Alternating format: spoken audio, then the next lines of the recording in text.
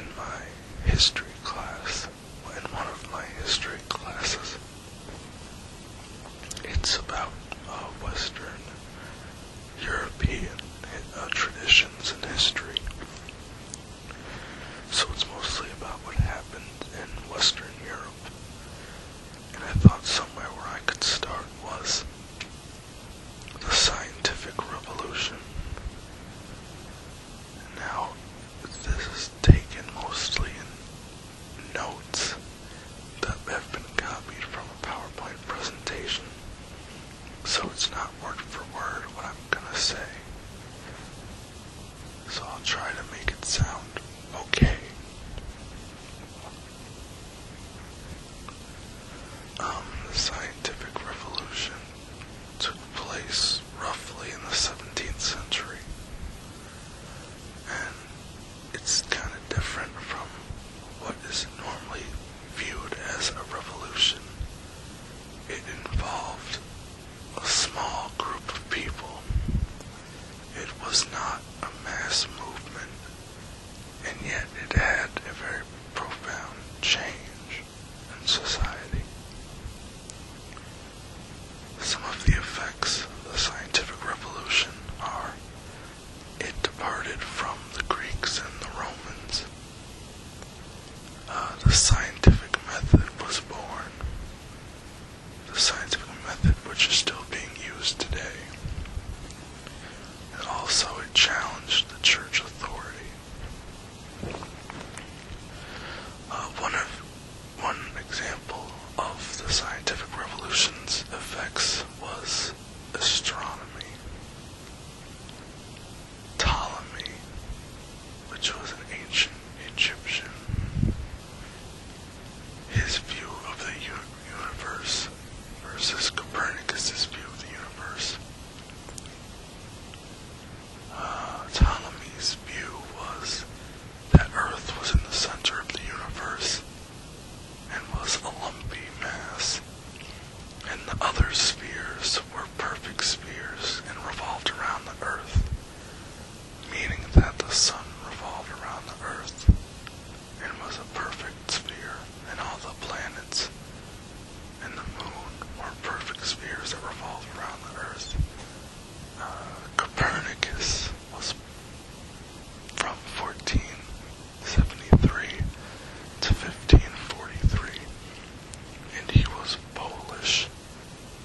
He wrote on the revolution of the heavenly spheres, which was an essay about his belief in heliocentrism, which is the belief that the sun is in the center of the universe and that the earth revolved around the sun.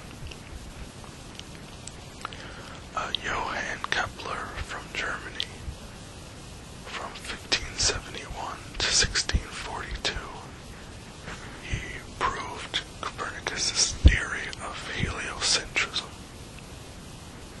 and he also proves the elliptical movements.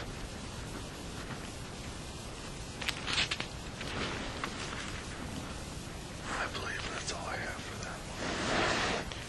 The next individual is Galileo. Born 1564, died 1642 in Italy. He made one of the first telescopes. He didn't make the first telescope. And the telescope could see Jupiter's moons.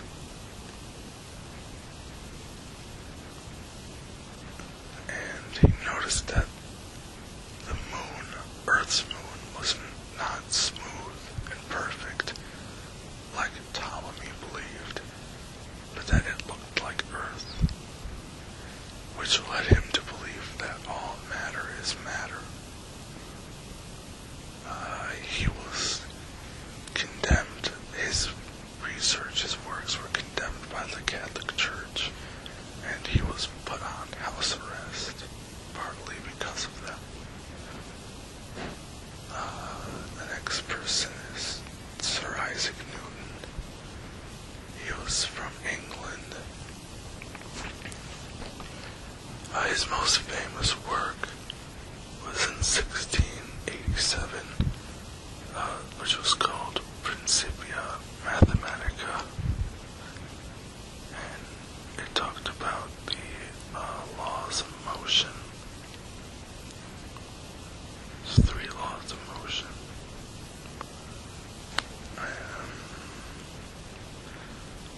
We'll get back to Newton in a second, but next was talk about science and religion.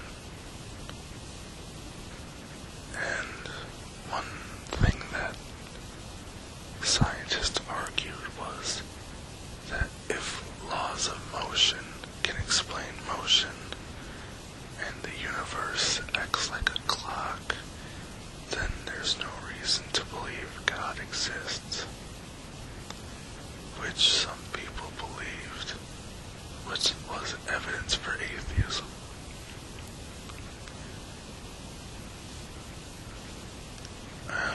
But Newton had a different interpretation, what's sometimes called the clockmaker interpretation, which is that God is the clockmaker that set the clock or the universe in motion. So he believed in God and believed that God created the universe and all of its rules.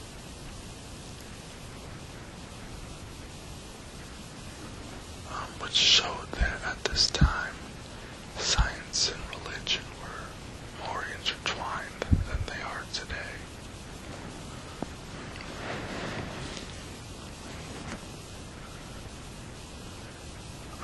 Something else that changed because of the scientific revolution was the philosophy. René Descartes, not sure where he's from, he might be from France. He was influential in the 17th century, but he influenced the 18th century as well. He wrote in 1637 a discourse on method, which outlined the method of thinking, or deductive reasoning. And he's also known for saying the phrase, "I think, therefore I am." Another method is Cartesian method, which is applying math to philosophy, where you start with a self-evident truth and build with a hierarchy of statements or truth to arrive at a specific conclusion. And that all had to do with René Descartes. And the next individual is Francis Bacon, who in 1622 wrote Novum Organum, and he outlined his method of inductive reasoning, where you proceed from particulars obtained through observation to arrive at general truths. And Descartes' deductive reasoning and Bacon's inductive reasoning led to the scientific method.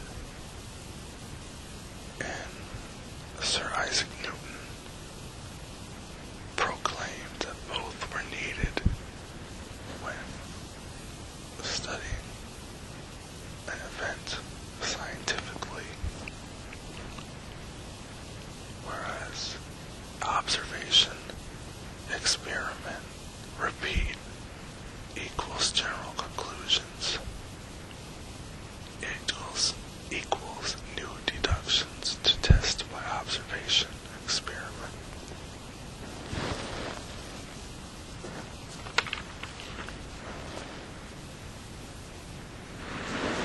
The last bit is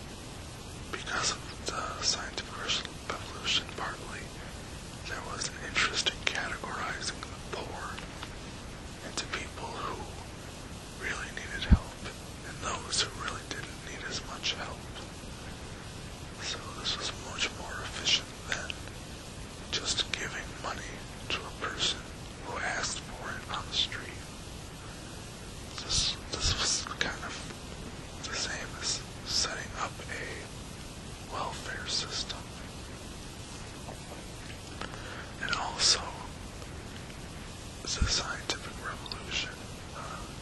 Centralize the poor. They believed in putting them in the same area so they would be easier to deal with, once again, than people who are just on the street asking for money. And some of these examples are orphanages and workhouses. So, in conclusion, I'll try to say something in my own opinion rather than just reading and knowing. The scientific revolution is important for a few reasons. One of the reasons is that it led to the scientific method, which is what's still used today and which you probably used in your science classes at some point. It's still used by scientists in experiments all the time. Another important thing was that it led to a decrease in the influence of religion. And so the Catholic Church and religious authority were not seen as important. So individuals were encouraged, so to speak, to think for themselves rather than just accept what the church had been giving them, because a lot of that was disproven, such as with heliocentrism and other facts found through astronomy. And as I said, that over time